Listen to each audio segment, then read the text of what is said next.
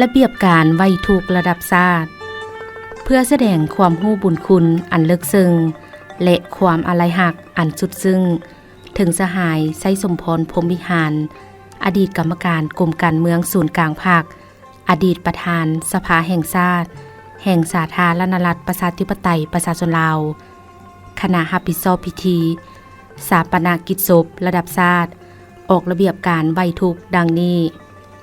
1. ให้จัดตั้งพิธีไว้ทุกข์ในทั่วประเทศเป็นเวลา5วันนับแต่วันที่8สิงหาคม2026ถึงวันที่12สิงหาคม2026ตลอดระยะเวลาไว้ทุกข์ให้งดทุกกิจกรรมเกี่ยวกับการจัดงานเลี้ยงการแข่งขันกีฬาศิลปะและงานบันเทิงทุกประเภท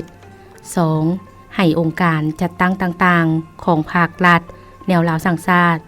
สาพันธ์นักรบเก่าแห่งชาติลาวองค์การจัดตั้งมหาชนขันธ์ศูนย์กลางคณะพรรคองค์การปกครองท้องถิ่นสำนักงานผู้ตั้งหน้าแห่งสาธารณรัฐประชาธิปไตยประชาชนลาวประจำอยู่ต่างประเทศเอาธงชาติและธงพรรคลงเครื่องเสา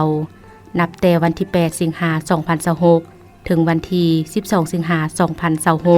2026ให้สำนักงานผู้ตั้งหน้าแห่งสาธารณรัฐประชาธิปไตยประชาชนลาวประจำอยู่ต่างประเทศ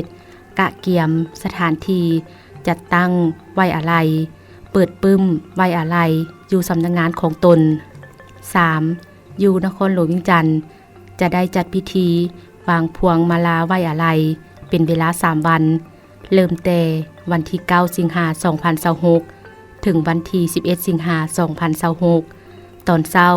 เริ่มแต่เวลา 8:30 ถึง 12 โมงตอนบ่ายเริ่มแต่เวลา 14 โมงถึง 17 โมงบรรดากระทรวงองค์การขันธ์ศูนย์กลางนครหลวงเวียงจันทน์บรรดาแขวงองค์การจัดตั้งสังคมหัวหน่วยฮักฐานตลอดถึงพี่น้องประชาชนญาติมิตรที่อยู่ไกลและไกลจงจัดตั้งคณะเข้าวางพวงมาลาไว้อาลัย